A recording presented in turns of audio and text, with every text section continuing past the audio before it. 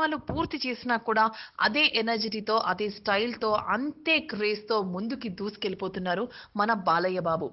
అయితే 'గౌతమిపుత్ర శాతకర్ణి' తర్వాత బాలయ్య పూరి జగన్నాథ్‌తో సినిమా సంతకం చేశాడు అనగానే ఈ కాంబినేషన్‌కి సూపర్ డూపర్ క్రేజ్ అప్పట్లోనే ఏర్పడింది.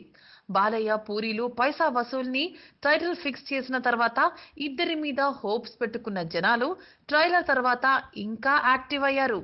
ఫ్లాపులతో సతమతమవుతున్న పూరి జగన్నాథ్ చాలా కాన్ఫిడెంట్ గా ఈ స్టోరీ తీసుకున్నాడు అని ట్రైలర్ చూస్తేనే అర్థమవుతోంది. బాలయ్యతో పూరి పలికించిన నాటు డైలాగులు, హ్యాండ్ మూమెంట్ లో అదరహో అనిపించాయి. అయితే ఈ సినిమాకి సంబంధించిన బిజినెస్ ఇప్పుడు డల్ గా నడుస్తోంది. నిజాంలో 8 కోట్ల 10 లక్షల వరకు పలికిందట పైసా వసూల్.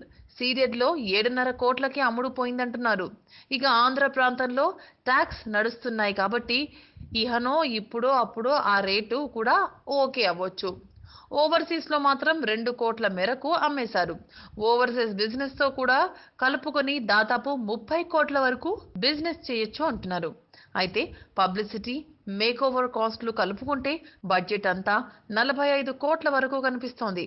మరి పూరి బాలయ్య కాంబినేషన్ కాబట్టి ఆ మాత్రం బడ్జెట్ ఉంటుంది. కానీ ప్రీ రిలీజ్ బిజినెస్ పేలవంగా ఉండడం ఇబ్బందికర విషయమే.